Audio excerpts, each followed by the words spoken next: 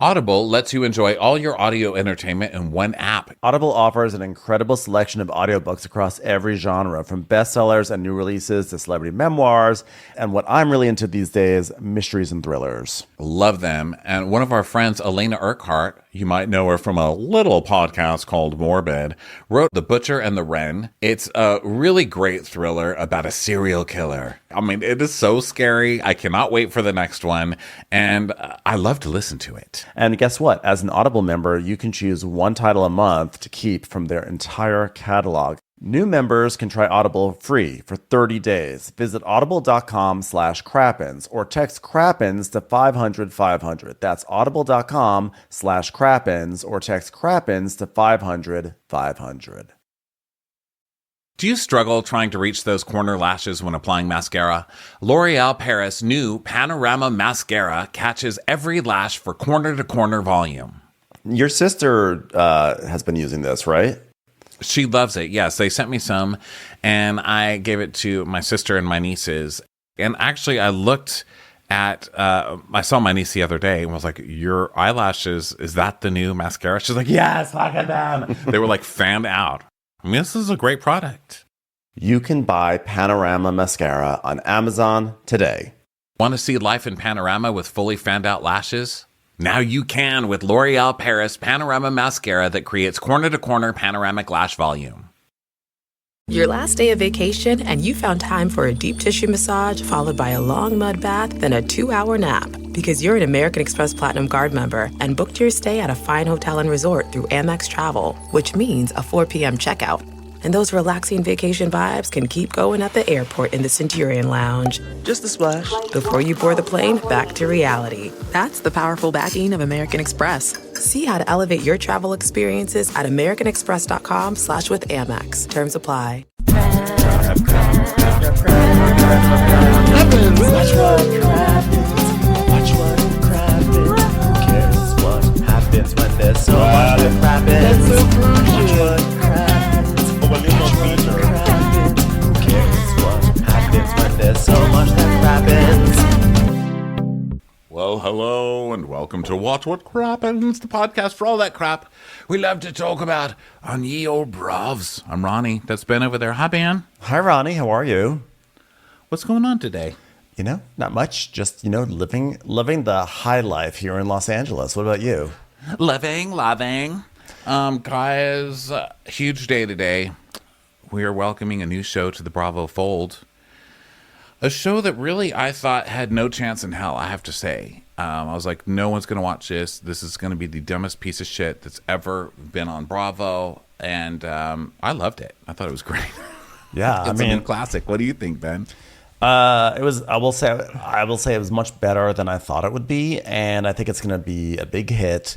And listen, we're talking about The Valley, which is premiered last night, and I thought when I first saw the trailers of the promotional material for it, I was like, "Fuck this show! This looks awful. This is just like a sad attempt to cash in on Scandival by like expanding the Vanderpump Rules universe."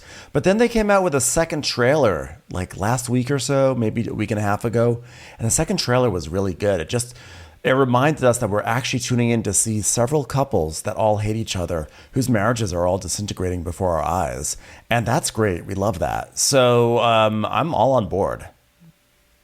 And they, it's like they are disintegrating, but they are cashing in on Scandival as well, because some of them, I mean, like Brittany and Jax ended up separating right before the show premiered, which is an obvious ratings grab, because divorce sells right now. I think, Brav, that's just the new trend. Once something is successful, they try to replicate it 9 million times. And right now, we're just watching breakups.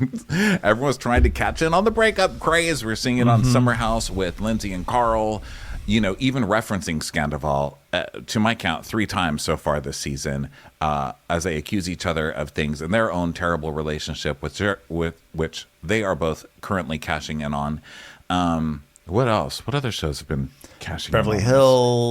Beverly Hills, right. Kyle was the other big one. Her her big marital discord. I'm sure Mia was hoping that she'd be able to cash in on her divorce with Gordon, but I don't think that really got any traction in pop culture. But there was also, don't forget, Ralph and Drew. They had a pick up the cameras again moment on Atlanta. Okay, well, You're like, okay, the example, it's too much. You've gone too far, Ben. You brought Drew Sidora into it. No, not you. I wasn't saying okay to you. I was saying okay to the general misery cashing in. But you know what? All these people cashing on the misery means we get to cash in on, because this is what we do. We love it. We get to emotionally cash in on their misery every day here at Watch What Crappens. So thanks for being here. Check out our bonus episodes. Get our tickets for our LA show and our European shows, London, Birmingham, and Dublin, coming up in May. You can get tickets for all those at watchwhatcrappens.com. Bonus episodes and these videos, which are on right now. Hi, people. Also, if you don't want to pay for videos, you're like, fuck those guys. They're already rolling around in Rolls Royces. Sad. You're correct. We are already loaded in Rolls Royces. Just kidding. We're not. But we also just appreciate people doing that stuff for support, and do not expect it. You can still get all the videos and stuff for free. They just come out a week later, but they're on our YouTube channel, so you can watch them all there over at youtube.com. It's what we call the biggest network in the world. It's called the internet. Okay? So go over and check it out there. And now let's get into the Valley. The Valley. So it opens up with none other than Kristen Doty, aka Mariposa, saying, the concrete jungle, the hardcore city life, that's for like when you're in your 20s, but I'm 40 now, so the valley's where I need to be. I'm like, okay, ma'am, stop acting like you're hitting the pavement of New York City. Los Angeles is not really a concrete jungle. Like, there's no difference between being in West Hollywood truly versus the valley in terms of intensity. So I love it's the same amount of concrete. And if anything, I would say it's more jungly in the valley because it's hotter. I mean, it's in a valley. And this is what's so funny to me about people who move to the valley, which by the way, I might. I'm looking in the valley, everybody. So there you go. I'm going to purposely up Ben's derision of the valley by moving there. And then I'll get to listen to him bitch at me every day about it. But the valley is in a valley, and I love when people move to the valley and they're like, oh my God, it's so hot here. It's in a valley. You knew that. We all knew that because anybody who lived in the city and then moved to the valley, which is, by the way, still the city. Maybe that's not the right way to put it. But anybody who lived on the other side of the hill and then goes to the valley always complains about it because it's 10 degrees hotter in the fucking valley. Okay. It is.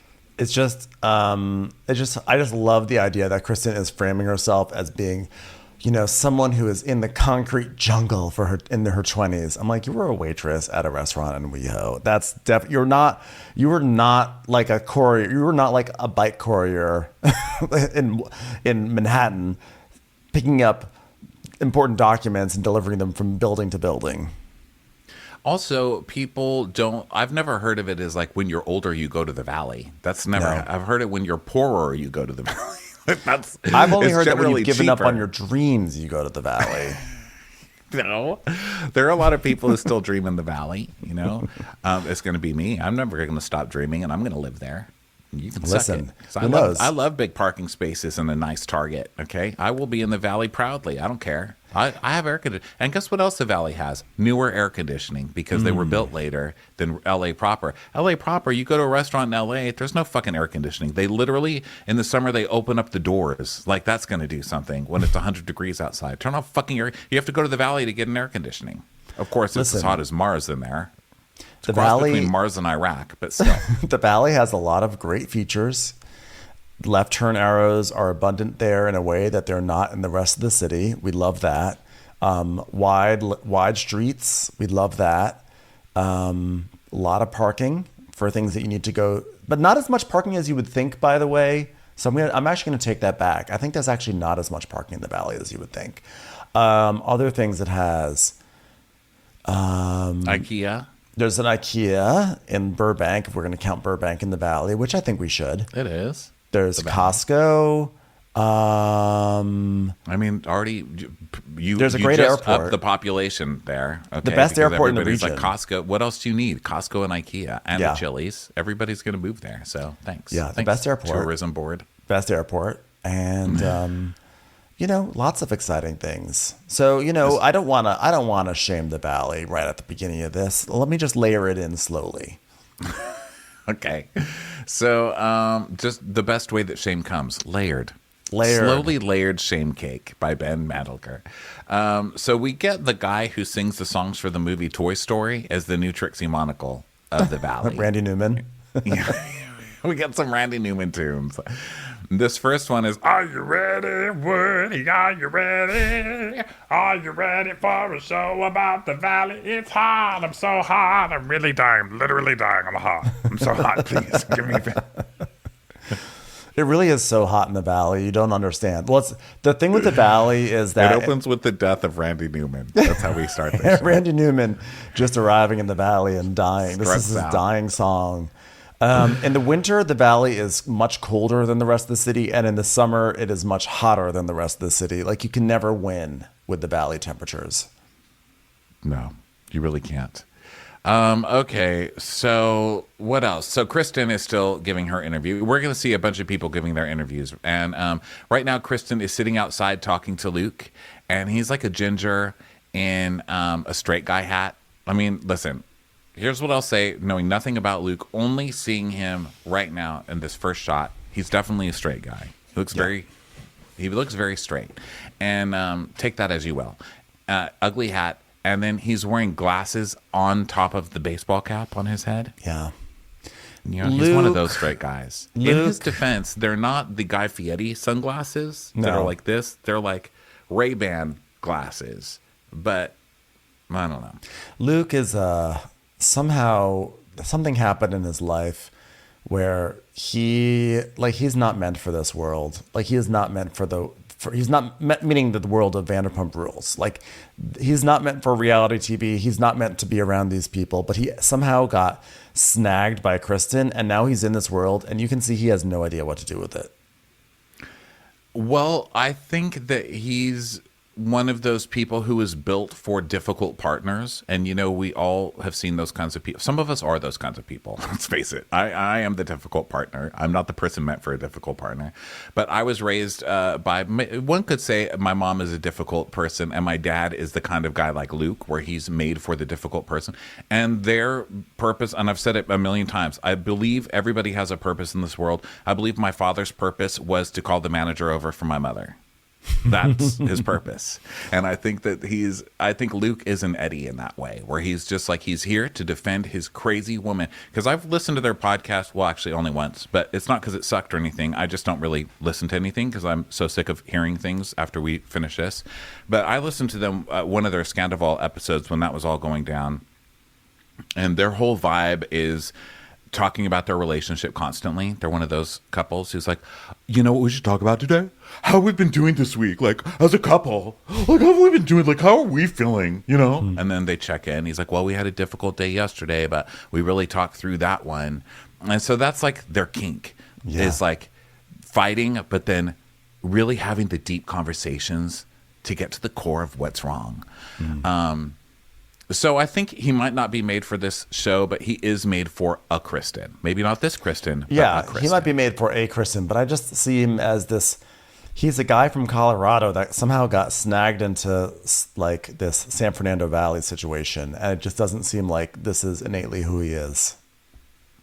But isn't he though? Because he immediately does the Luke from Summer House chopping wood TikTok video or whatever, where he's like, yeah, I'm just a hot mountain man chopping wood, and it's way too much wood. It's like, how many fires are you burning? Exactly. I mean? Do you need to do that? I don't think so. It's too much. So I think he might be thirsty enough. He's just, these shows, Vanderpump Rules is from what this show was spun off of, as we know. And that show is really big on promoting people that you would not think are made for television, but I guess were. Like, they wanted TV the whole time. Like, remember how we thought Rachel/Raquel never even wanted to be on TV because she just appeared. She never made any scenes. She never said anything. She barely spoke. She'd she looked like she wasn't even with us. I mean, she was like kind of a very young Weekend at Bernie's situation. And then she kind of sprung to Half-Life for a second. And then now she can't shut up. Now she has her own podcast. And apparently she did want to be on reality TV. Ali Luber, we were like, this girl seems to have no interest in using James to be on TV. But she just is coming out with her first single today. Not saying that she's using James. I'm just saying people that you're not like, oh, they're thirsty. It's good at finding thirsty people who don't read as thirsty. Does that make sense? Yeah, That's a long way to say it. I'm sorry. It does. I was also thinking, is this the third Vanderpump Rules spinoff? Because we had this one. We had Jax and Brittany getting married or whatever. Oh, or God, going to Jax Kentucky. and Brittany take Kentucky. Oh, Take Kentucky. And then I think technically Summer House is a Vanderpump Rules spinoff. Well, I don't think it was a spinoff really, Just a but backdoor they pilot. tried to use it as an opener for it. Because remember, they had the twins go meet Stassi at the restaurant, and then they opened. And then they went to the Hamptons. They had like a trip. It was, I guess, more of a backdoor pilot. Yeah. Well, either way, Kristen is sitting there talking to Luke, and she's like, I just can't get like knocked up any day of the week. We're still trying to figure out my ovulation. Oh, it's not that like it's not like we don't practice. Like, seriously? Oh, I mean, it's just like so Kristen to be back on TV. She's just like, we're just trying to do it, you know what I mean? And her head's like always kind of moving around. And she's wearing a mariposa, which for those of you who aren't bilingual, that means butterfly. She's wearing a butterfly necklace, and she's got like a stain on her shirt on her boob. She's got like a mud smudge or something, and she's wearing a wrist guard. I mean, this whole opening of Kristen is just so fucking Kristen. Kristen is just one of those people who just becomes more Kristen as she gets older. You know, she just intensifies the Kristen of it all. Yeah. Well, because she doesn't have to put on, when you get older, you're just more comfortable being yourself because you don't care as much about what people think. So she doesn't have to put on the airs that she's like a normal person. She can just let her Kristen freak flag fly. And she's just becoming Sorry, more. what season was that? Where Kristen was pretending to be a normal person? Or attempting to. It's funny. So then we go to Jax, Kristen. and he's like, the Valley is the next chapter of our lives. Yeah, it's nice to have a bunch of friends around us that are like in the same phase of their lives. And when he says it's the next chapter, we see Brittany putting her boobs in someone's face at a party, being like, "Yay, those are my boobies!" And then we see Jax trying to figure out a car seat, and he's like, "I'm gonna have to figure this one out on you two." Just want to say that this show, above all else, is just a showcase for Brittany giggling, because so much of it is her being like, "Hi, look at that look at your little baby." Brittany giggling through the pain and the anger. Like the whole Because episode is her walking all into Brittany doorways. has is pain and anger, because guess what Brittany did? She married Jax. Okay. Yeah. I mean, talk about a person who ran a stop sign and got into a fender bender. Okay.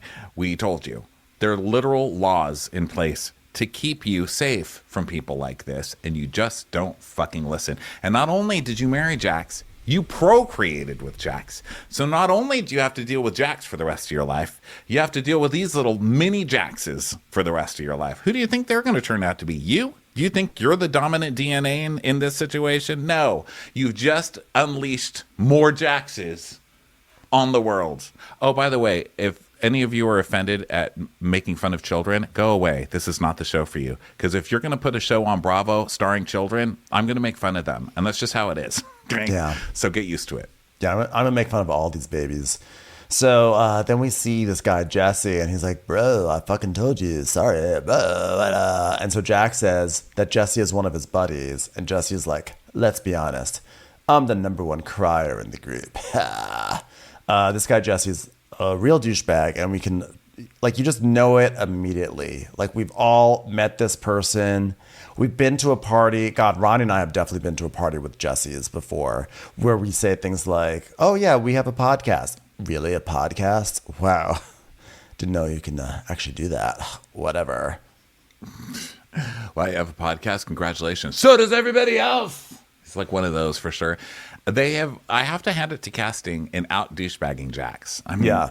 It's rough because no one really wants Jax back on TV. I mean, one of the things I've been reading in the comments, I mean, I can't speak for everybody. from me taking the temperature, no one wants this. You know what I mean? Like the comment I've been reading over and over before the show's premiered has been, why?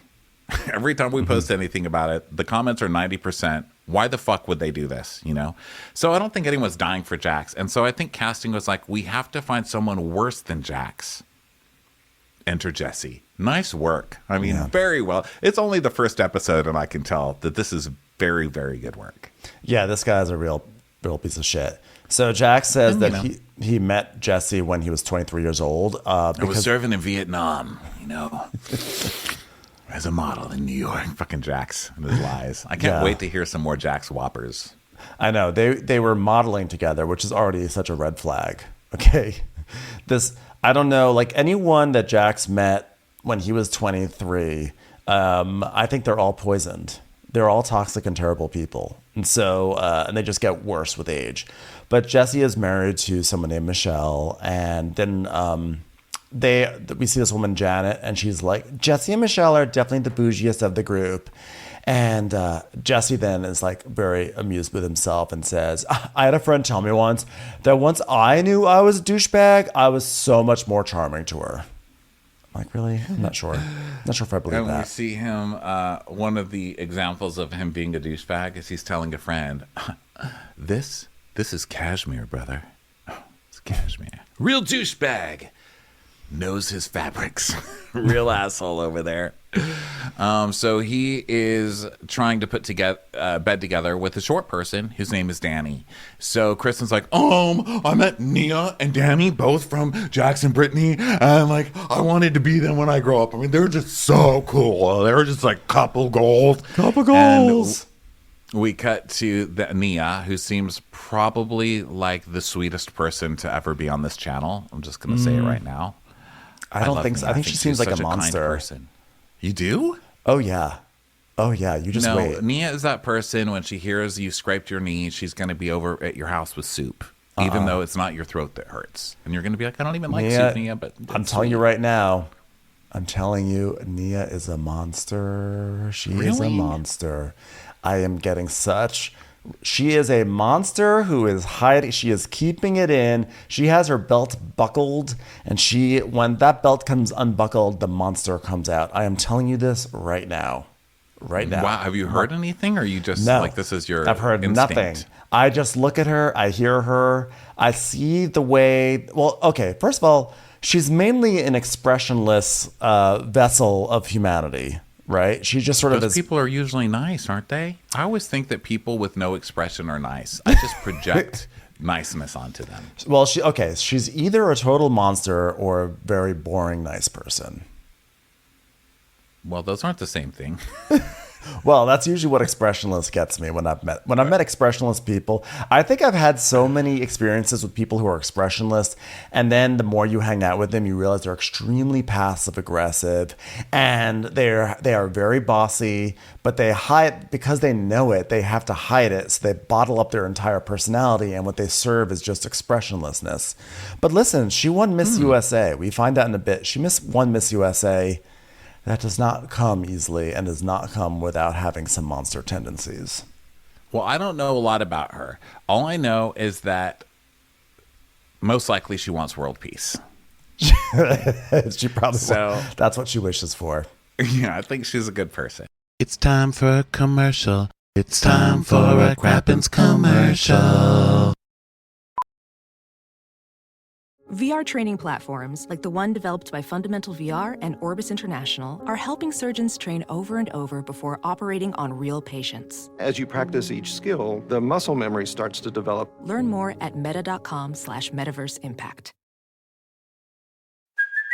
Hey, it's Kaylee Cuoco for Priceline. Ready to go to your happy place for a happy price? Well, why didn't you say so? Just download the Priceline app right now and save up to 60% on hotels. So whether it's Cousin Kevin's Kazoo Concert in Kansas City, go Kevin, or Becky's Bachelorette Bash in Bermuda, you never have to miss a trip ever again. So download the Priceline app today. Your savings are waiting. Go to your happy place for a happy price. Go to your happy price, Priceline. So we'll see. But Kristen's like, couple goals. So Kristen loves him.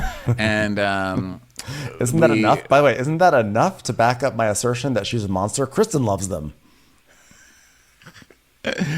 So Jesse's like, yeah, I call him Dark Side Danny. What does that mean? Couple goals. That's what it means. All right, so we see that there is going to be a costume party later, and we meet a new couple, and it's Jason and Janet. And Brittany's like, oh, I just got to say, I want to talk to Janet like every day, every single day. She's just good energy to me. That's what I think about her. When I think of Janet, I think of good energy. And it cuts to Janet going, I'm exhausted. Janet's I want to cry, and I'm doing everything around here. Janet's my favorite because she is actually the most outwardly a monster right now, but in a way that I think is really funny. Yeah, and also she's like super pregnant, so she's like taking the right to be a monster. Exactly. Because it's like you're in pain and you're swollen and you're going through all this shit. And like, I haven't done it, but I've been around enough people where I'm glad I don't have to do it. Okay? So I feel like those people have a right to yell at you, which is why when people are pregnant, they're like, why isn't Ronnie calling me back? Because I'm terrified. Okay? Yeah. Janet is... Enough of you mothers. Janet is justified monster for sure. Now, once you have the baby, I'm there full time because I want to impart my personality onto that baby. This is true. Ronnie is... You guys really don't know how, like, Ronnie and babies, it's like candy to him. I mean, I will always remember the time you picked up a baby on an airplane and you were playing, you were like throwing a baby around on an airplane and you were like, I was just talking to my friend Sylvia last week and she was like, oh, Ronnie and the baby. He was great with the baby. I mean, I like, love babies. You are so such cute. a baby. Like emotionally, we're on the same level. I just love them. Now, when they turn like 3, I'm like, ugh, get a job, But like, I love them when they're fresh. Yeah, okay, so that sounded creepy. I didn't mean it that way. I'm just love playing with them. Love trying making little Ronnies. I don't give my sperm to anybody. So when other people have babies, I'm like, here's what the F word means. Now go tell it to your mother. Yeah. So Janet's saying, talking about her husband, Jason, and she's like, Jason is very passive, but I'm a little bit more passive aggressive, or actually just aggressive. And then we just see her snapping at someone at a dinner party saying, I've had an easy pregnancy other than the shit you brought into it. And then I think she's talking to Zach because we see Zach, the resident gay, giving a shocked face. He's like, oh. And then he tells us, she got pregnant specifically so I could not yell at her and we could not fight. Janet, am I right, guys? And then Zach is driving with Jasmine in a car and he's like, it's like Lord of the Flies over there. Am I right? What? How does that make any sense? Is Janet killing other people on the island? Which one are you? Is Janice over there with a conch shell? Yes. Like, what's happening? I guarantee that Janet is killing people. Yes. And he's in the car with Jasmine. He's like a cool black chick from Vanderpump Rules who we kind of recognize, I think. And he's like, she's like, it's not Lord of the Flies, Zach. And he's like, yes, it. Oh. And Janet explains that Zach and her actually used to live in the same apartment complex. And he's like, yeah, that's how Janet and Jasmine became friends. And then all 3 of us lived in the same building. But then cut to me yelling at a restaurant. Literally, I couldn't give a shot.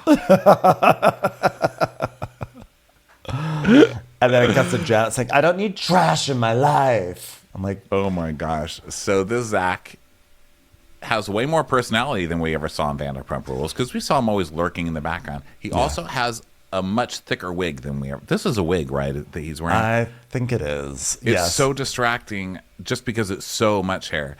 And listen, I'm not against men wearing wigs. I mean, women wear wigs. Why the fuck shouldn't we wear a wig? But make it more realistic because it feels like it's no one has that much hair. You know what I mean? Yeah, it's a little distracting. It's like a wall of hair. I'm like, huh. Like if it makes them feel better, like women wear wigs, men should be able to wear wigs too, no judgment, whatever. It's just that this one just looks like it's on wrong. But, who knows? Yeah. So then the little guy is like, the most dramatic one in the group. Oh, whoa, that's a 3-way tie. It's got to be between Kristen. Cut to Kristen going, I don't give a fuck, Brendan. And then he goes, Jax, and cuts to Jax, like, if you can't handle your alcohol, then you should fucking stop drinking. And then he says, and Jesse's going, everybody shut the fuck up. Michelle's going to talk. Jax telling people if they can't handle their drinking to stop drinking is hilarious. So Zach's like, of all these people, all these people moved to the valley, got a house, and then popped out a couple of cats, and they think they're so grown up. But these people do not grow up. Yeah, Kaka, I've had to go to therapy twice this week because of all you people in this group. We just had Ronnie just had a power flicker that interrupted our recording, everyone. But we're back. So Ronnie was ranting probably about Jax, but I forget at this point what you were ranting about. Okay, so, the opening. So we were talking about the right. opening and about how, a lot of people are in like really shitty kind of rundown clothes. By the way, this is another thing I like to see. Is a show that's put together with $5, because that I think is where Bravo really succeeds a lot. Mm-hmm. Bravo really doesn't spend a lot of money on these shows. They spend money on the more successful ones once they've proven themselves. But when you're hired on Bravo, you make like $5 for your first couple of seasons, and everybody's just spending no money, and it's almost like community theater every time. And I just like that gumption, it's like everybody put on your best clothes, and Brittany puts on some kind of sparkly top and like wraps a curtain around her waist and just calls it a day. It's like, I'm fancy now. It's like a little girl dressing up like she's going to the Oscars, Yeah, that's basically the opening credits. So we now start the show in earnest with Jax and Brittany in Valley Village. It's actually really cool. This episode, what they do with this show is that every time they go to a different couple, we see where they are on the map of Los Angeles. So we see we're in Valley Village. And I don't know why that's cool. I just like it because I like geography.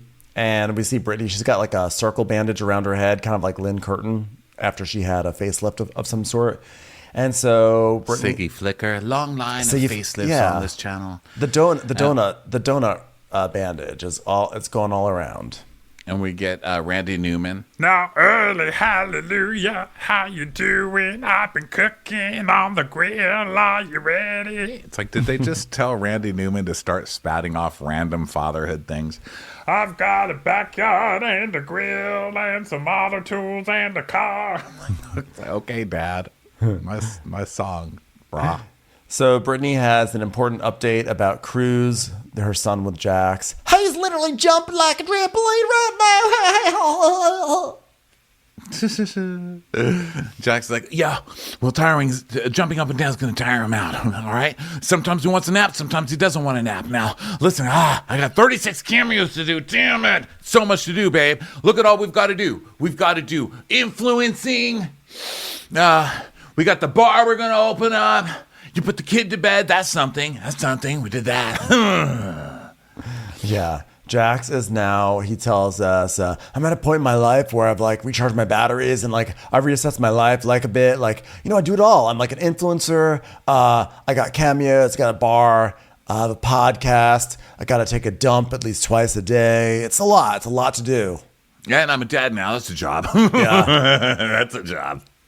Jax is creepier than ever. There's something about aging models, because when a person's that hot, they can distract you from their creepiness, right? Because Jax really did. I mean, his first years on, he had everybody snowed. He's such a good compulsive liar. He had a lot of people snowed.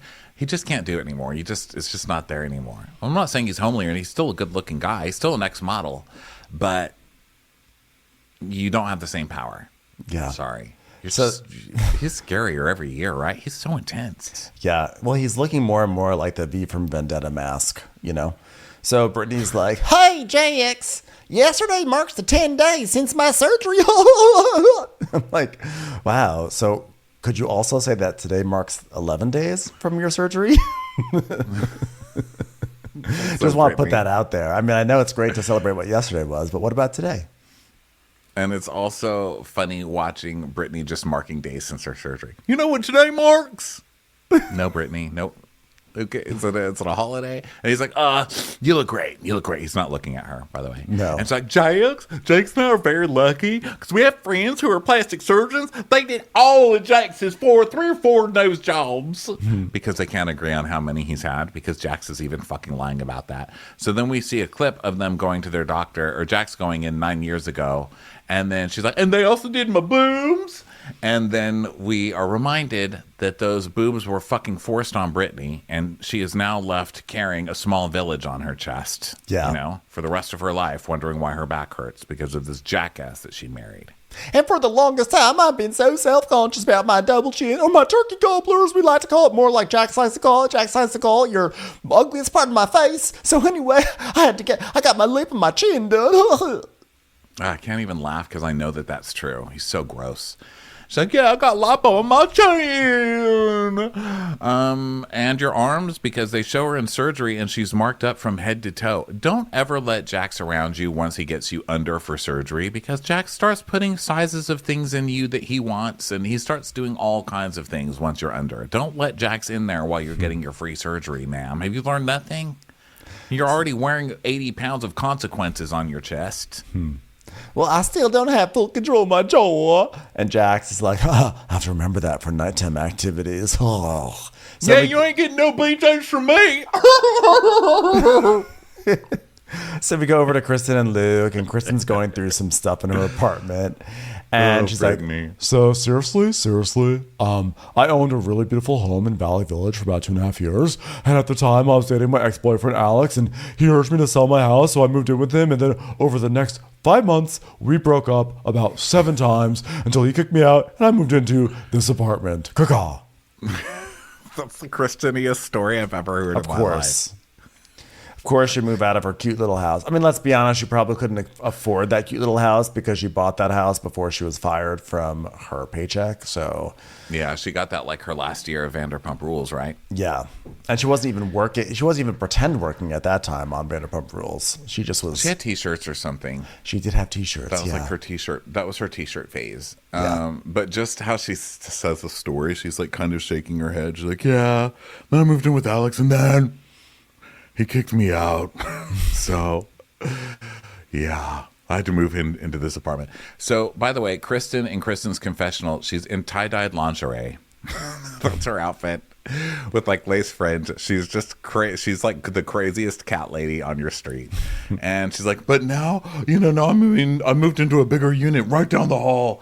And Luke brings out a gift that she got, and it's a big Fredericks of Hollywood kind of Mrs. Roper lingerie robe, see-through cape thing with it's sheer, and it's got fur all over it. And she's like, Katie got me that. Like, of course she did. My God, just like you don't let Jax into surgery, you don't let Katie buy you clothes. Please. Well, 2 weeks after my shitty breakup, I attended a wedding, and Luke was one of the groomsmen, and I thought, he's sweet, he's kind, he's funny, and then we had sex behind a tent, and the rest is history. I'm just imagining Kristen sitting behind a tent, like with her hands out, ready to like lure any groomsman who comes by, and he was the one who got like too close to her, and she like snagged him in. He's mine now, baby to come. Kristen just behind the tent. She just keeps holding out a sign that's like, kissing booth. This way to the altar. So now Randy Newman's like, get yourself together, life is running through your veins. Get some sugar for the fix and something for the pain. I'm like, wow, Randy Newman just openly singing drug addiction songs now. Gotta love it. Randy Monocle over there. So now we're at Danny and Nia's condo. Danny, the little guy, and Nia, the nicest person in Los Angeles. Or potentially a huge monster. I'm gonna still say I'm calling it. Now, she does seem nice. She does seem also like somebody I would not be friends with, because literally every inch of her house is covered in her wedding photos. And that makes me crazy. I mean, congratulations on getting married. I'm happy for you. That's why I bought you the blender. You know what I mean?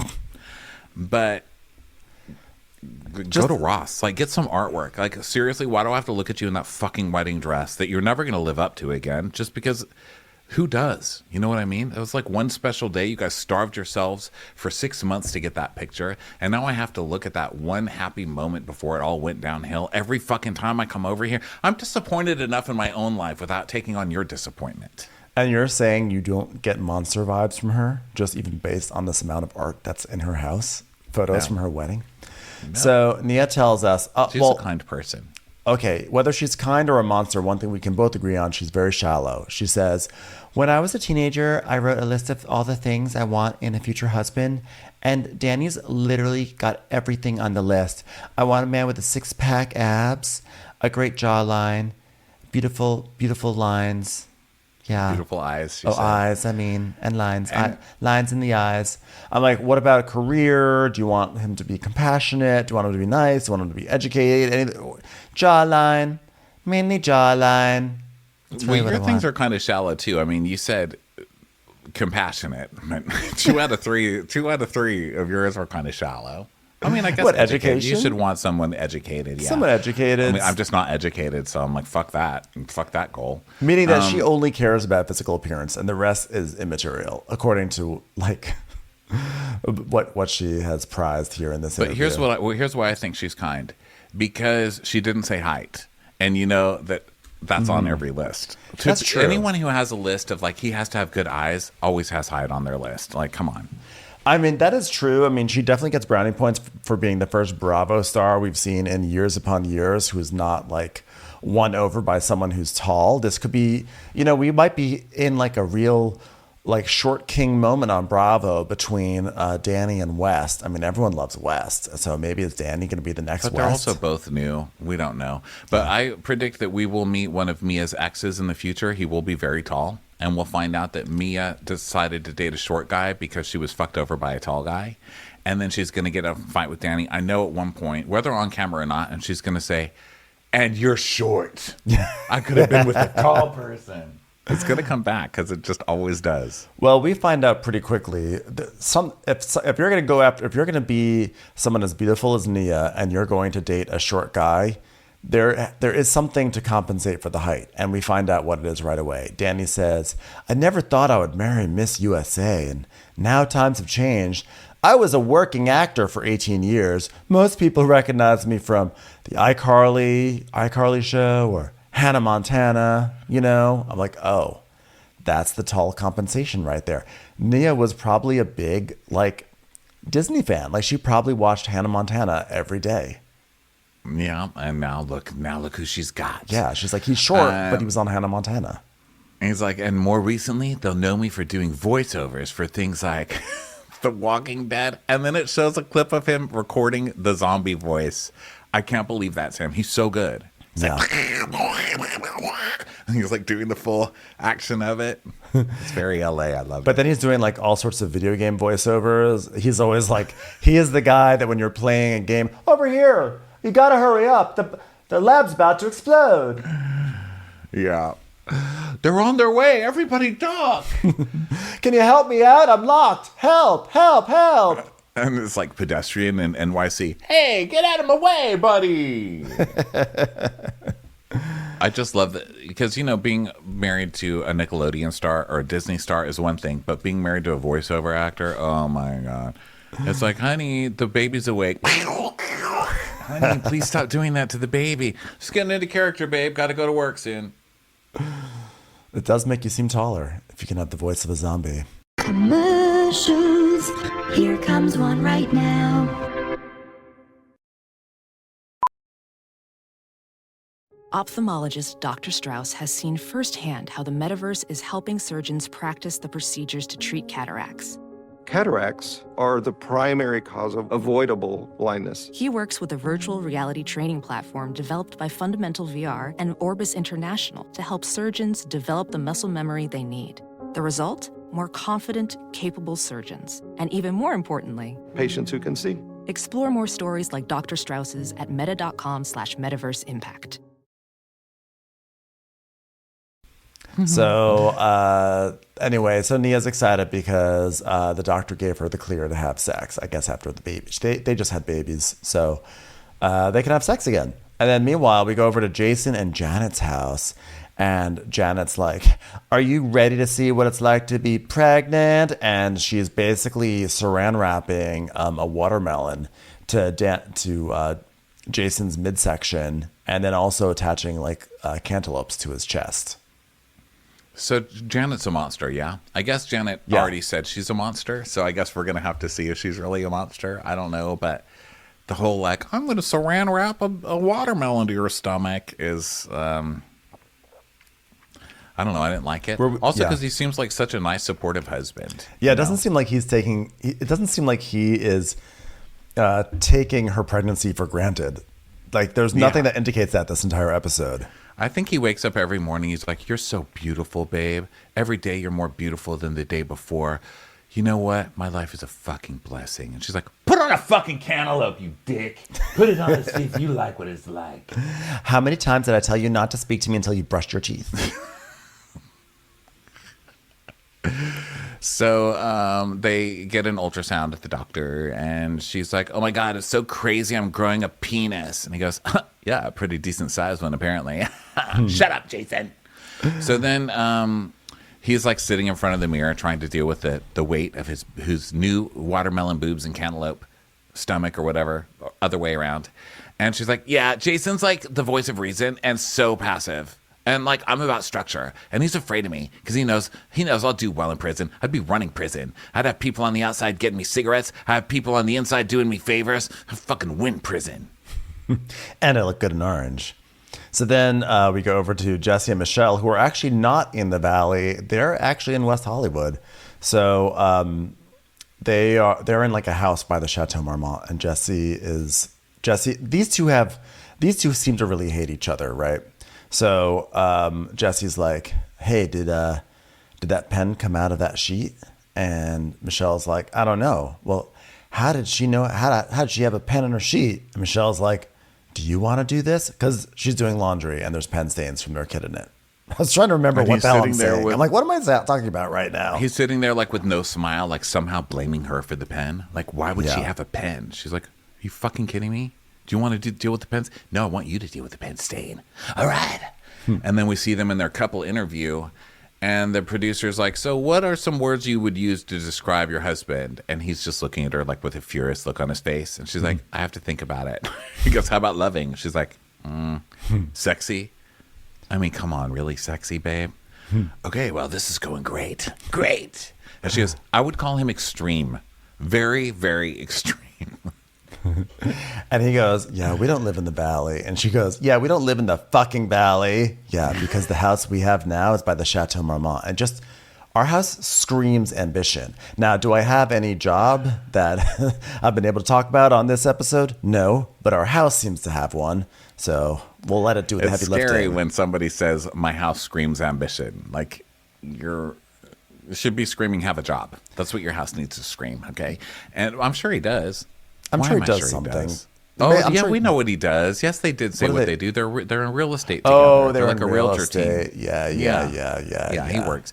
So he's also an alcoholic. We find out very early on because he's like, so you want some champagne right now? She goes, no, we're not on vacation, babe. And he's like, pop. Really? So then he has a state tattooed on his bicep. I'm not intelligent enough to know what the state is. Did you catch it? I didn't notice his state. I didn't notice the state on his bicep. I'm really upset. I totally would have picked that out. So she's like, I mean, our house is nice, but we do have a toddler, which is her way of saying, so we will be moving to the Valley. Yeah. And then we see a clip of him teaching their daughter how to pop open champagne because he's that kind of dad. Mm-hmm. This is the kind of bottle you're going to be having when you're daddy's age. And she's like, my kid loves her dad, which is great for her. Jesse's like, yeah, she loves me more. What can I say? Michelle's like, I don't think he's ever had a picture of me on his phone, but he has tons of pictures of the daughter. Well, I look at you all day long, so why do I have to open up the phone and have a picture on it? And she was like, are you going to just sit here and drink champagne all day? He's like, not all day, but right now. So he's an angry drunk. Yeah. And she hates him. So then we go to more Randy Monocle. He's like, you don't know what you've done. You are brighter than the sun. I'm done, son. I'm out of here. So then Kristen is walking in slow motion into a Greek restaurant. Yeah. Kristen walking down Ventura Boulevard into the Great Greek in slow motion is really the vibe that I needed for this show. Like they got it right. They landed it.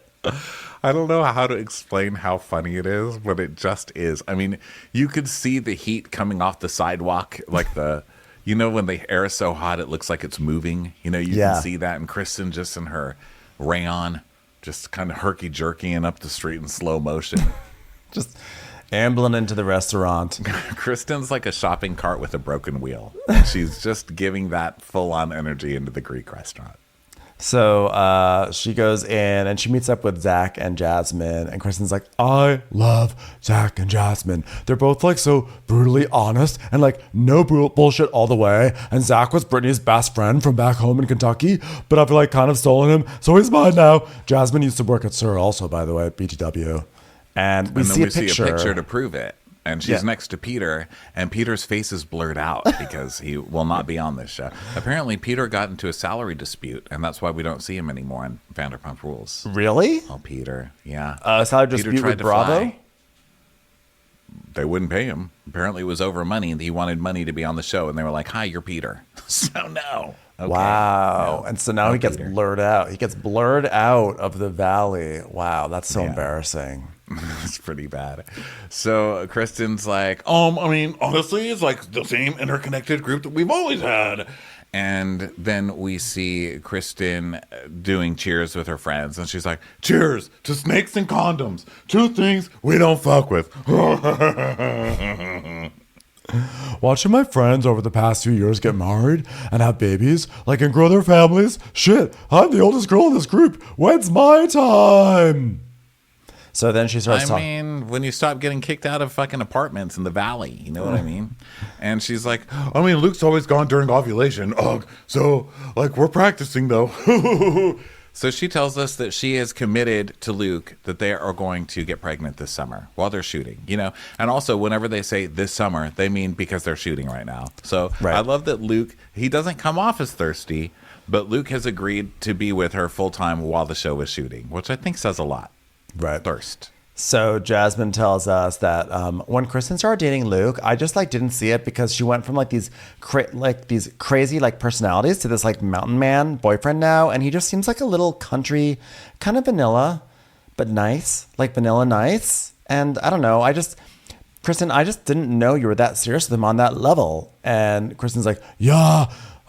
And we find out that Luke lives in Colorado and owns 70 acres, which is what's so weird. Like, you own 70 acres in Colorado, so why do you have to go traipsing about in the valley? It's strange. I don't know. 70 acres doesn't always translate into zillions of dollars. You know what I mean? Colorado's a big place with a lot of land. Here's my favorite note. Kristen nods and shakes, because that's such a Kristen note, isn't it? Like, just watching Kristen, because this is how she nods. She's like, the head's going in all directions. Head, but also shakes it, and one of her eyes is kind of cocked, and you don't know if she's like, she kind of shrugs, like, I'm agreeing with you, I'm not. I'm agreeing, I'm not. You're right, you're wrong. So Zach is also surprised about this whole Luke situation. He's like, you guys don't even talk to me about it, okay? And like, I'm around you guys 24/7. Nah. And Kristen's like, yeah, but you don't like listening about straight sex. Like, ew, gross, straight sex. Like, why are you bringing that up to me? Kristen knows I already have a threshold, and it's called hetero frustrated, which, you know what? Like, I was there from the beginning with Kristen and Luke, and I was like there, and I was like, oh my God, for the love of God, don't date Luke, right? And clearly she didn't listen to me, but like, he's way better than any of her exes, and I'll tell you that, even though they're heterosexual, and I've had enough. I'm standing up to it. There, I've said it. It's disgusting.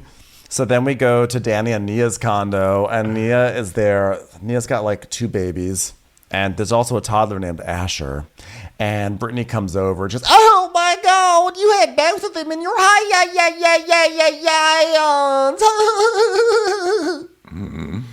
Because she's got one baby, she's got like one of those special papoose tops, where it's like it's wrapped around her, and so the baby's like on her boob there, and then she's got another baby in her arms. There's just babies falling out of the ceiling at this place. These people never stop.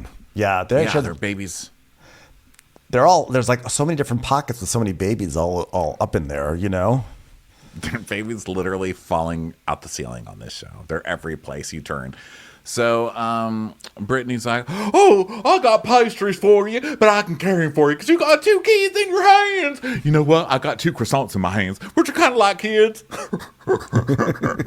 It's funny, I named these croissants Isabel and Zariah also, just like your babies. So now Brittany, of course, is holding one of the babies, and she's like, oh my God, I got baby fever through the roof. It's so beautiful. Do you breastfeed you breastfeed them at the same time? Wow, you do. You are a monster, but in the best way. See, even Brittany calls her a monster. Look at that. So Michelle comes over, and Brittany's telling us, our priorities really changed. Before, we were just partying all the time. I still love my tequila shots, but now I need to get a babysitter and maybe a babysitter for the next day because I'm hungover. So now they're passing the babies around I wrote in the morning in case I'm hungover, da hardy, hard.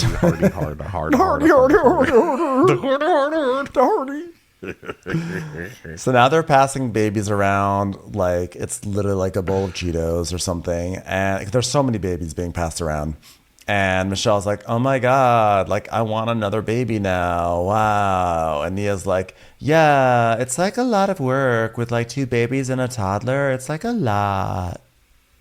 Yeah, and Nia's like, Michelle's like, yeah, Jesse wants another one. I don't though. You two sound great together. And she's like, yeah, because I do 90% of the work. So how are you guys? And Nia's like, oh my God, we have help, but I'm exhausted. I mean, I have these 2 bundles of joy and that one over there. And it's so fun. I'm going to definitely somebody help me. I'm drowning. I'm sorry, I'm even using a zombie voice now. I can't stop it. And Nia's saying, Danny's like the best dad ever. And he just like wakes up. He does like every diaper change. He's just like great. And Michelle's like, oh yeah, Jesse never woke up once. Like I literally slept separately with Isabella for a year. I'm like, what? This is fucked up in 2 different ways right here. This is not a couple that will ever last beyond the next 6 months. Yeah. This is not good. So Michelle's like, yeah, that girl seems like Superwoman. I mean, I can barely handle this. And Brittany's like, I mean, he doesn't even get up one time? Well, wait a minute. I mean, I guess I can see that. I'm married to Jax. What are we, saints or something? So now the bros have all gone to go do some golfing, but they're doing like indoor golfing where they're hitting balls against the screen and stuff. So it's all the guys, they're all hanging out. And Jesse's like, I am the worst golfer I've ever been, but I'm still the number 1 golfer in the group. I'm like, sir, you've now done the number 1 thing twice in this episode. It's over. It's been done. We've gone there before. Yeah. So Jax is terrible at it, which is not surprising. And Jax's version of that is we're all the same at golf, you know? Like, I mean, we're all pretty much the same, which means he's the worst. Because normally he'd be like, I'm the best. So Jax is like, so Jason, is this your phone? Because, like, who has an Android? Am I right? He's like, you're the reason why our text messages are all green. Jason's like, sorry. So Jason is the least close to Luke because Jason only met Luke about a year ago. But they've spoken before, and like they'll talk at parties, but they say that Luke is a pretty introverted guy. No one likes Luke, apparently. Luke has done nothing to anybody but date Kristen. But I think they're like, you're insane. They've probably got experiences with Kristen boyfriends in the past, and they're like, do not trust. Are they? So, they really don't like him at all, especially Jax. And I'm like, this guy doesn't seem to have done anything to have warranted this sort of reaction. Is it just that they know he's going to be another flash in the pan and they don't want to have to be obligated to welcome him into the group knowing he's not going to stay there? Is that all it is? I think he's on the show. I think they're annoyed that he's coming on the show as one of them, and they're all actually putting in the work to be in relationships, and he's just like showing up to shoot. I think it's like a Housewives thing. He's literally showing up like, to you shoot. don't even show up unless we're shooting. Literally and shooting. Literally because showing he up to does. shoot. I feel like they feel like they've earned it. Like it's a show about kids and families, and they've got kids and families. And then here this guy comes in, and he just gets to leave his plush little life to get all the fun parts of it, and then he can leave again. Or they're just jealous. guess. Like here's this guy who, relatively good looking guy, and has 70 acres in Colorado, and it's just like, sure, I'll show up on this show. And they probably all worked so many years to just to be on Vanderpump Rules. Listen, they're all out there in Los Angeles. They've all worked so hard to become reality stars, and Luke's just drops out of the sky and gets to be a full-fledged cast member along with the rest of them. That's probably why they really are resentful. Yeah, they not only have to pop out the kids and do all that kind of work, but they also have to pretend to be friends with Jax long enough for it to pay off into a reality show. So yeah, they're probably like, fuck this guy. Yeah, I mean, listen, Jesse's probably submitted himself to $1 million listing like 45 times, and he never got it. And now he finally gets on a show, and someone just does nothing and gets to be on the show as well. I would be mad. Yeah. So then they're like, yeah, he's just a side piece, this guy. And Jesse, by the way, is in tight white pants. He's just like trying to do every Bravo cliche kind of in one character. And he's like, what do you call it when it's you get a new one to get over the old one? They're like, oh, rebound? He goes, yeah, but I think Luke's in over his head with the boys because they're not going to take it. Like, what? Why not?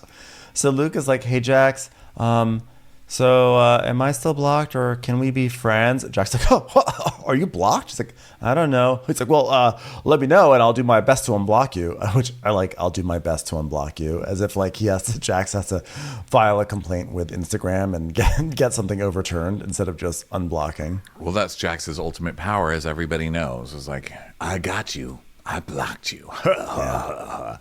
So Luke's like, yeah, I think Kristen pissed you off and you blocked me or something. He goes, here's the thing about Kristen. She's going to piss me off at least once a month, bro. All right, at least once a month. So I just unblock you now and then block you again later. Oh, what the fuck am I supposed to do? And he's like, so for sure. Okay, look. So how long are you here? You just going to be here 3 months? What are you living with Kristen? What are you just here for a show? What are you here for? What are you golfing? Because you're not golfing. You're not golfing very well. So why are you even here? Because here's the thing. I love Kristen, but like she needs something better. So what's it going to be? That's his thing that he starts this episode that he says 500 times. I love her to death, but right. He's like This is classic Jax, a complete underminer to his friends at all times, under the guise of being a loving person. So he's like, yeah, what's going on? And Luke says he's still technically a Colorado resident, and 99% of his life is still in Colorado, but he's going to be here this summer. And he's like, we're just gonna we're trying to take another step, whatever. And Jack's like, oh, I know the step we're trying to take. I know the step. And Jesse is very skeptical. He's like, Jax has his shit written all over his face, and it's plain to see he doesn't like that fucking guy at all. So then we go back to the ladies, and Brittany's like, well, I feel like I'm in the middle of all this this Luke, Jax, and Kristen stuff, y'all. It's hard. Like, Jax would just act like Luke didn't even exist. I mean, he's so mean, y'all. Okay? It's just, like, so rude. And then we went to Mexico for Sheena's wedding, and they weren't getting along. And then I just broke out Hobbs, guys, because I'm in the middle of it, y'all. Okay? And I love Kristen so much. Like, she's one of my closest friends. But I don't know if she should be dating that guy so soon after she had another boyfriend. You know what I mean? But I love her, guys. I love her so much. But, Kristen, she's a loser alcoholic. Am I right, guys? Yeah, she was so emotional. I was just kind of like, whoa, you're already in a new relationship, which is like very Kristen to do. I love her so much. And like, I'm always kind of him to Luke, and I'm just like, not like I've ever been mean to him, but like Jack's just like straight up like, whatever. So I'm back to the guys. Jason's like, what step are you taking, Luke? And he's like, having kids. Like, everyone knows, right? Because, Kristen, she's like the oldest girl in the group. So she wants to have a baby, so we're going to do it. Okay, now I can see why they don't like Luke. Who does that? I'm dating someone. She's like desperate. She just wants to have a baby for competition reasons. So, I'm going to knock her up. Why not? Jesse's like, hey, Danny, why don't you just sell him one of yours? Luke's like, yeah, well, we pulled the goalie. And Jax goes, yeah, but do you think she wants it for the right reasons? Like, we want to make sure she's going to be okay. Like, having a kid out of wedlock, I mean, there's things that can happen. I mean, I know this because Brittany's friends have kids out of wedlock, and like raising kids by themselves, like having to have a full-time job, like health insurance, school bills, it adds up, you know? I'm like, I love Jax questioning whether or not Kristen is having a baby for the right reasons. How about why don't you ask your wife that? No kidding. Also, I love Jax like coming up against wedlock like Yeah, he's Stan wedlock, Quayle. Like, who the fuck are you? Yeah, all of a You sudden can't keep wedlock. a wife, so wedlock, huh? Yeah, Jax suddenly has a stance about wedlock, having a Yeah, baby out of Jax. wedlock. Like suddenly, Jax is like a a very moral, upstanding, conservative man. I appreciated you know? your Murphy Brown reference, Ronnie, by the way. Yeah, listen, we're old. We have those references in us. But because that's the first time I ever heard of it when I was a kid. I was like, what's wedlock? And they're like, Murphy Brown shouldn't be having a baby without a husband. What is the child going to suffer through? You know, I remember thinking, oh my God, I hate people. And now here we are. And of course, Jax has grown up to embody that. Because that's always what happens, isn't it? It's always the douchebag drug addicts who fuck everybody and party everything, who had to get 4 nose jobs. You know, he's got actual plastic straws put into his nose. Nobody gets 4 nose jobs for fun. You know what I mean? He's probably got like the equivalent of metal braces in his nostrils to keep those things from caving in completely. And now he's going to suddenly come through and be the moral center for everybody else to live up to. Get the fuck out of here. And while you're at it, borrow some hair from Zach. So anyway, basically, I love watching Jax go bald. Have I mentioned that? It's like the best thing that's ever happened to me. I went bald a long time ago. I got used to it. You know, you have to at some point. But watching aging models go bald, especially douchebag models who've brought so many people pain, it just feels so good because I know how much it hurts him. Like he's Sharpied the back of his head. You know, he's got like the coloring on the scalp to make it like he's sprayed the hair. I just love it. It's delicious. Thank you, Karma. Thank you. I owe you lunch, darling. Yeah. So now we go to Jax and Brittany going on a walk with Cruz.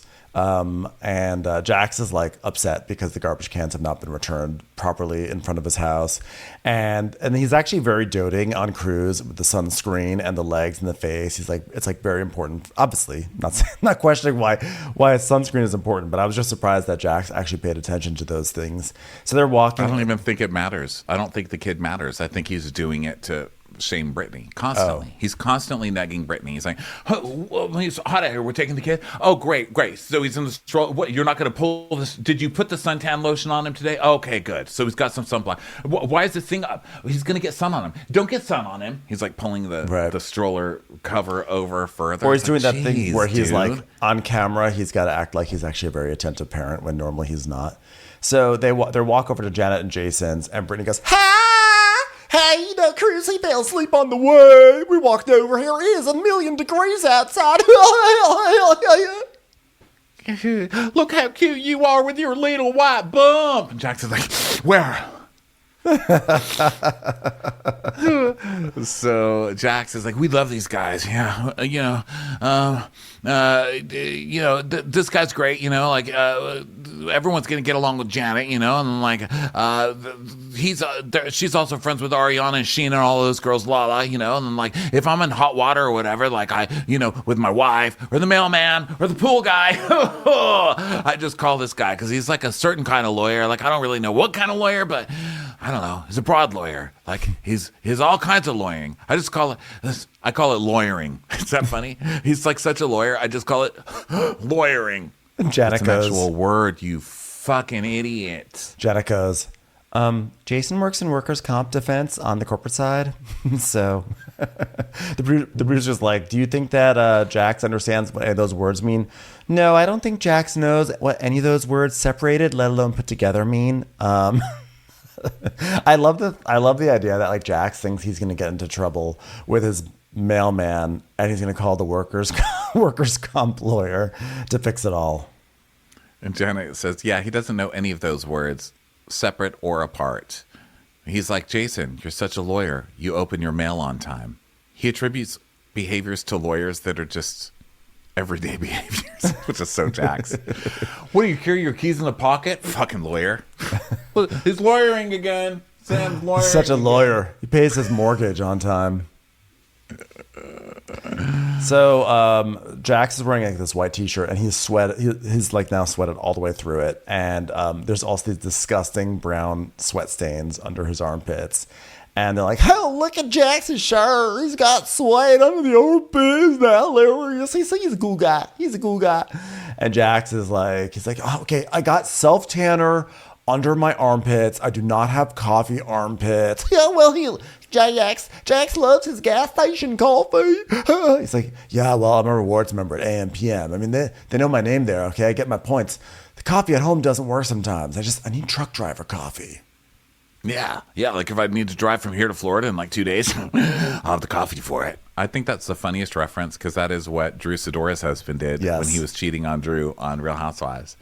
And it's also funny that Jax is like, gotta leave the house, gonna head to the AM PM for some coffee. It's like, oh, okay, Jax.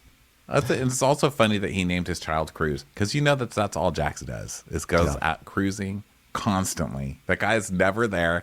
Remember his last storyline was like, Jax isn't even ever home. He's always going to the gym. Yeah. He's always going to the gym or the gas station. Oh, sounds legit, Britt. It did make me want to try the AM PM coffee though, because there is something to be said about truck driver coffee might actually be the good stuff. He's fucking people. It's not the coffee. Fucking people at AM PM. He's cruising in the neighborhood. So Brittany's like, wow, that was an intense walk. It's so hard. So then Jax, who's just come in covered in self-tanner, reclines on their beautiful velvet chair, which is just exactly what you want to see from a big sweaty ape. So they're talking about how Janet's birthday's coming, and Brittany's like, we won't have a pool party. It's going to be so fun. I don't want to tell you the theme, though. It's going to be a surprise. So Janet's like, well, I would be terrified if our child ends up like me. Like, that's my biggest fear. I was a huge brat when I was a kid. I had the primary bedroom growing up. Yeah, my mom was scared of me. That is wild. So now Jason's just like, yeah, there's so many babies popping out. Everyone has babies. Yeah, that's what happened with us. We all got pregnant at the same time. Yeah. And Jax is like, yeah, because of COVID, we didn't have anything else to do. Yeah. So he's like, by the way, have you guys talked to Kristen and Luke? Yeah. I love Kristen. Like she's like my sister. And they're like, can you stop saying that? You guys fucked. It's like, well, I don't think of it like that because I don't remember that part of my life. So then, of course, they show flashbacks to vintage Vanderpump Rules. And Stassi being like, yeah, you fucked? Okay, well, the first time you sucked his cock, and then he returned the favor, and then you banged. Just say it, Kristen. I know that she's wanted this for a long time. And yeah, it might be fast with Luke, but she deserves to be, a mother. She's already 40. That's what I worry about for her. She's 40. And Jax is like, no, Jason's saying, Kristen will go above and beyond for her friends. Jason's so nice, He's like, when I got engaged to Janet, I mean, she even helped with her proposal. And we see a clip of it, but we don't see Kristen in the clip. So I'm assuming that he meant Kristen was holding the cell phone This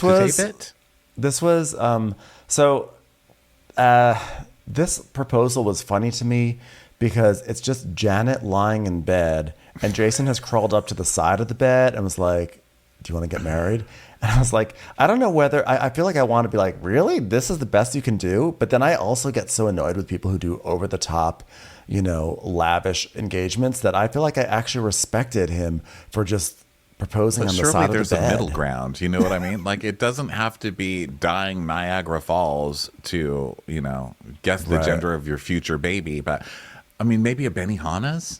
Maybe just let her get out of bed first before you walk in with, like, Kristen holding a camcorder and saying, like, you want to marry me?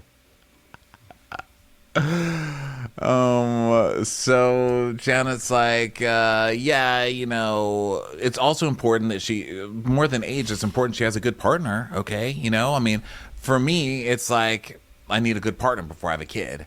And Jack's like, no. I mean, like, look, she was trying to get pregnant the week after Alex dumped her. Okay. Like, I mean, it's not about the part. She just wants to get pregnant as well. And look, I love her to death. Okay.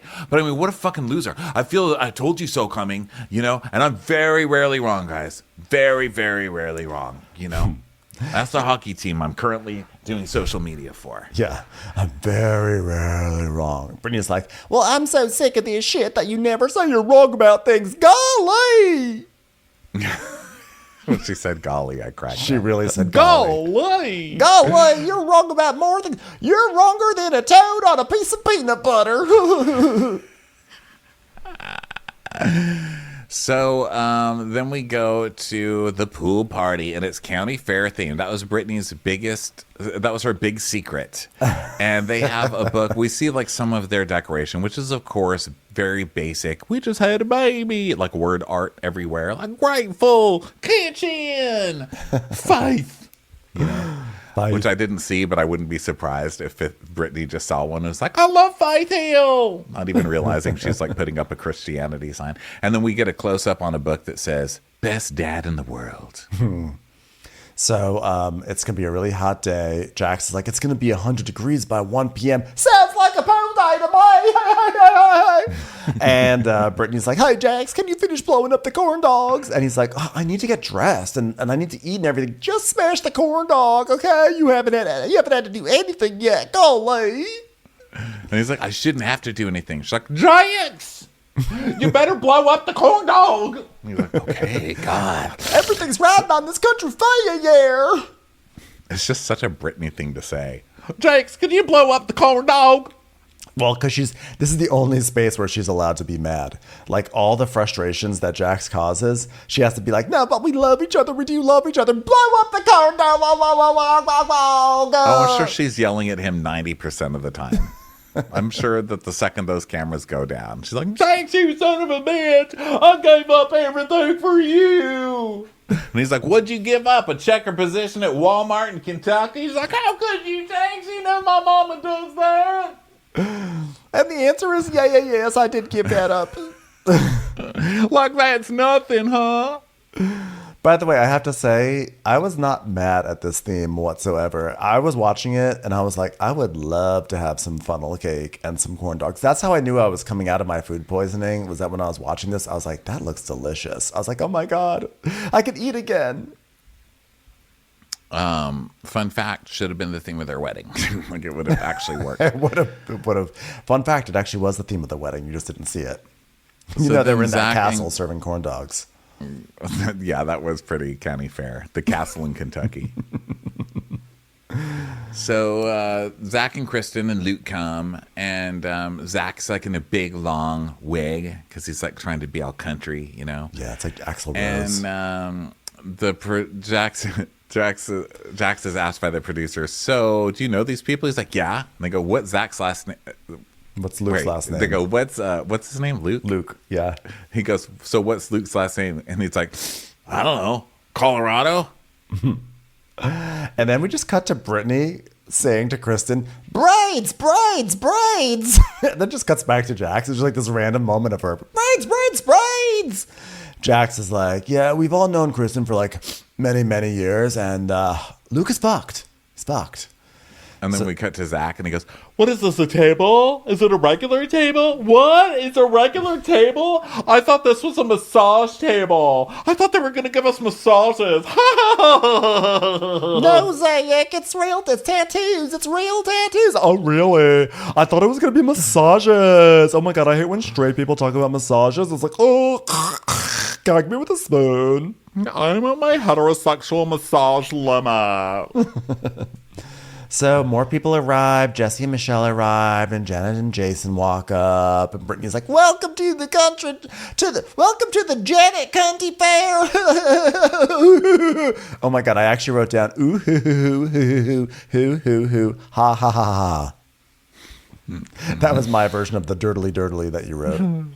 So then Jesse is getting his kid ice cream, and he's like, "Don't tell mommy, okay?" Which is just so him. You just know he's that kind of dad. He's like, okay, just don't tell mommy about it. Ugh. Meanwhile, the mom's like, she has diabetes. You know, he's like, kids, just eat your ice cream. Mama's overreacting again. So then we find out that Brittany loves themes so much that she has a special storage unit just for Halloween decorations. Yep. Yep. Jesse tells us sounds this. like Brittany. And then Jesse goes, I fucking hate themes. So then Kristen's talking to Michelle about Luke and their whole situation. And Michelle's asking if Luke's going to move permanently. And Kristen's like, oh my God, yeah, we're on the same page. Like, yes, we totally are. Everything's great. We're in love. And Michelle's like, well, I always tell people I've obviously been with Jesse for 8 years. And, we didn't ask basic questions before we got married. And I think from my experience, you might want to have that talk, Like, when is it appropriate to give a child ice cream? Is it before their dinner or after their dinner? Little things like that would have been good to know. I gave up my entire fucking life for a man. Little questions like when we have a baby, we're going to both be helping with the diapers. Don't just assume that's going to happen, okay? How do you want to raise your kids? Do you want your kids to ever learn basic manners? Or do you want them to just start saying, fuck you, mom, when they're 1 year old? Just tiny little conversations like that. So now Danny... Because that kid's going to be like that to Michelle. Because the dad is totally villainizing Michelle in this relationship. The dad's like, your mom doesn't want you to have ice cream, but you can have some. Because then the kid passes by Michelle and she goes, are you eating ice cream? I need you to have lunch before that. And the kid just looks at her and walks away like, fuck off. Yeah. You know what he's doing to that kid. But also Michelle is like that passive thing. Like, oh, I hope you're going to have lunch before. If you're having ice cream, I hope you have lunch. You're the mom. You say, you know what? You're going to have lunch before you have that ice cream. You don't have to be like, I hope you have lunch. So then Danny shows up with Nia and then also Nia's sister, I think, Carla. And I think Nia's sister is basically, she's like on babysitting duty because she gets stuffed into some random back room for the rest of the episode that they occasionally, pop into to say hi to her. And she's just in charge of overseeing the babies. So Danny tells us that, when he met Jax, everybody was like, oh, God, don't be friends with that guy. He's the biggest douchebag on the planet. He cheated on everyone. He cheated on his wife. And Nia's like, well... You know what? I believe that we don't have to be defined by our past and everyone deserves a second chance. All right, thank you. This is no longer Miss USA. You say until Jax takes your husband out and gets him so wasted and then gives him some rando hooker to bang while he's wasted and then films it and sends it to you. Because that's coming, right? Yeah. Jax is a fucking monster. So be careful because you let one monster in saying you shouldn't judge based on past behaviors and he's going to ruin your fucking life, man. Yeah. I'm guaranteeing you that. And guess what? You also should judge. It's called having a fucking instinct about you. Judgment is very important. It's how people don't burn their hands on stoves, etc. I mean, I think we all reserve the right to judge people based on their past. I mean, if not, why do we even care about resumes, So Jesse, he wants to get did I hear this right? He wants to get a bunny tattoo because his daughter's middle name is Bunny? No, his daughter's favorite animal is Bunny. That makes so much more sense. And Jax goes, why are you getting a tattoo of Bunny? Just get a bunny. That also, he's not wrong. Yeah. Because now it's like a kid. The kid's gonna change their favorite animal every two days. Like I used to like bunnies, but now I like penguins, and now you're stuck with a freaking bunny on your wrist. Yeah. So Jax is like, so how's your marriage? Because this show's about marriage. So do it. Your marriage good or does it suck? If it doesn't suck, I'll totally get you wasted and stick a hooker on you. What's going on? And he's like, actually, Michelle's not really happy. He goes, oh, really? Well, at least you're not talking about divorce. He's like, yeah, she is.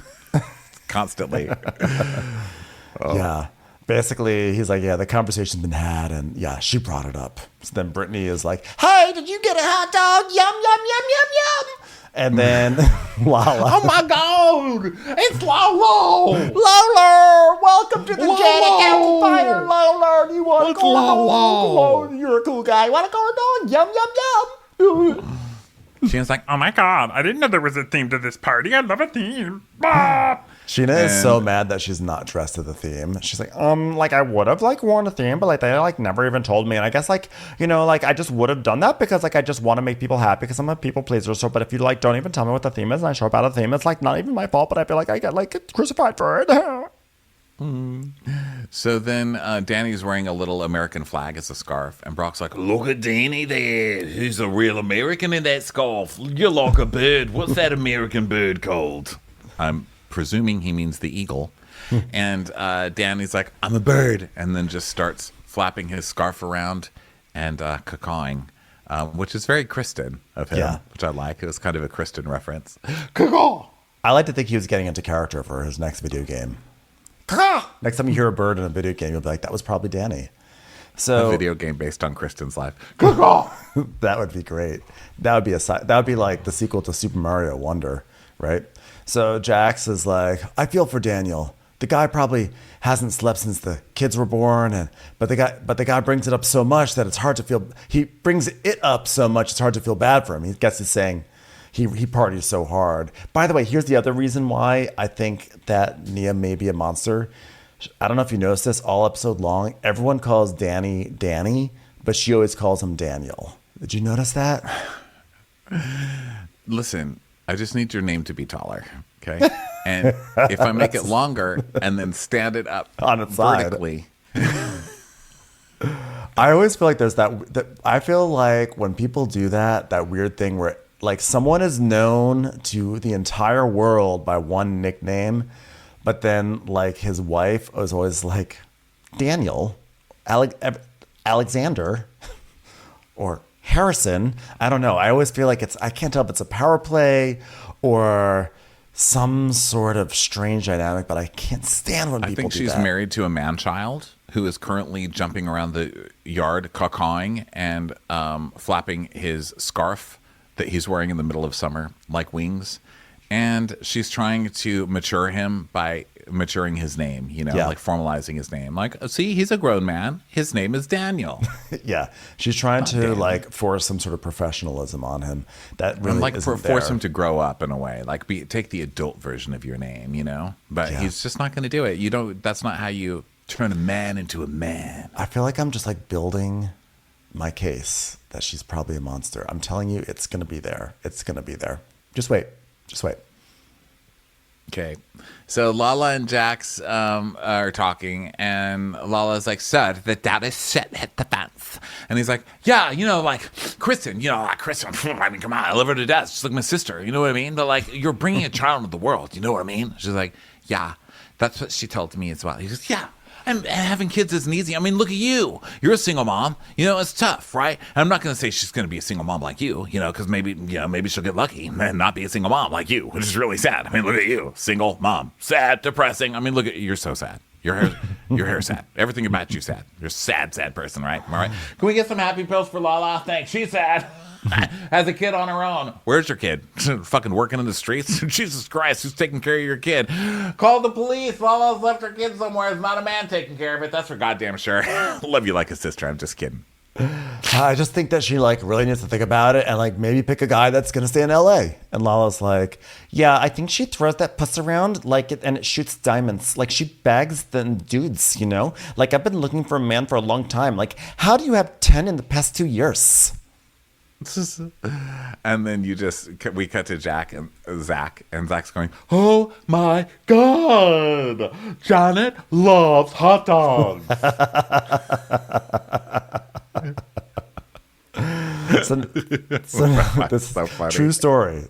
It's like this part. The editors were having so much fun with this party because they kept on throwing these like non sequitur lines of like people saying ridiculous things at this party, like Zach saying, "Oh my God, Janet loves hot dogs," or "Braids." So now everyone's like in line for tattoos.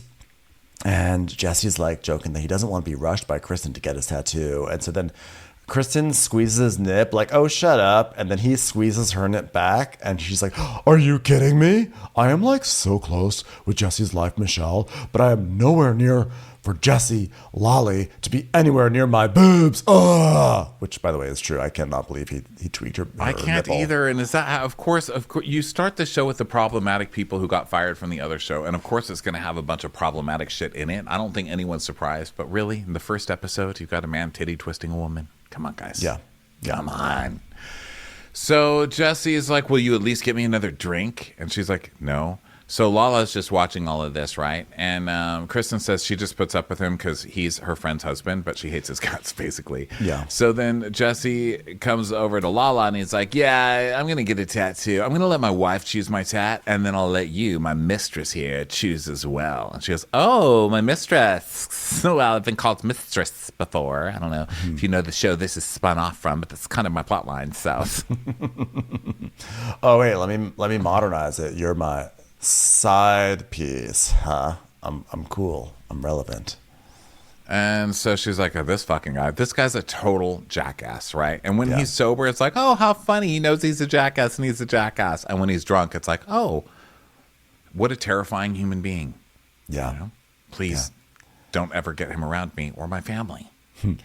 So Kristen's getting a tattoo, and Jax, meanwhile, surprise, surprise, he's still talking about Kristen getting pregnant. He's like, I just don't personally think that Kristen is ready to bring a child into this world yet. Like, they haven't even talked about parenting. Like, how are they going to parent? Important thing is, like, where are we going to live? Like, how do we want to parent? You know, things like that. He's, like, highly fixated on this topic. He's talking to every single person in the party. Every time they cut to him, he's like talking to the funnel cake maker, like, Kristen, like, oh my God, like a sister, right? Like a sister who shouldn't have a baby. Am I right? He's like, he's got his wide-eyed Jack, like, totally coked out of his brain, which I love that even at a family party at his house with kids running around, Jax is still coked out of his fucking mind. You gotta love this show. You gotta love the consistency of this show. Yeah. So, so then Lala's like, there's a bunch of men talking about motherhood and none of them is a mother. And so then Lala, like, of course, tells Kristen, and then Kristen goes up to Brock because Jax is talking to Brock about this. And Jax is like, okay, all right, well, now that we're on this children conversation, I just want to make sure you're ready for this situation, Kristen. And she goes, were you ready, Jax? Because, and Lala's like, no one's ready. What makes you think that she wouldn't be ready, Jax? Because, well, it's not like getting a dog with your boyfriend, you know? Yeah, it's like, yeah, you're getting a child. It's not a dog. Okay.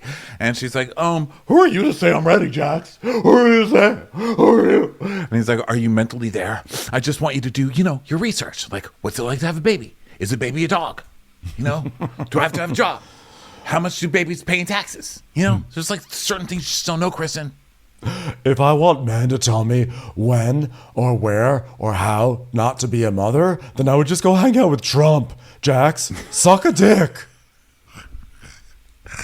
I just go hang out with Trump. Oh. Whoa, join the party, okay? You know what? Sorry, I tried to get you an invite. I just couldn't swing it, okay? He hates single mothers. That's it. So Jason, we cut to sweet Jason, and he's like, everyone's just piling on Kristen. I mean, what woman is ever ready to have a baby at any point in time? Nobody knows how difficult it is for a woman, and blah, blah, blah. And Sheena's like, enter Jason, the voice of reason. Now, would you be happy if you were having a baby right now? And Kristen's like, yes. Sometimes I learned about my last something I learned about my last relationship is that, like, I didn't want a baby with that person, but I was going to do it. And then Jackson, whoa. You were at my house here telling Alex to come inside you. I was standing right here. And then a week later, you broke up. I'm like, you realize there's like children running around this party. And you're like, yeah, you were telling him to come inside you, Kristen. Yeah, Jax is a dad, just like Jax as a not dad, the exact same person, sitting here lecturing someone on what it's like to be a parent while he's coked out of his brain, screaming about somebody dropping loads in her. At the top of his lungs at a party. That's Jax. So Janet's like, can we not talk about coming inside people at a children's party? And Kristen's like, just because I don't tell you the ins and outs of my relationship with my boyfriend doesn't mean I don't have conversations about it, Jax. Babies pay 3% taxes. Is that right, Gina?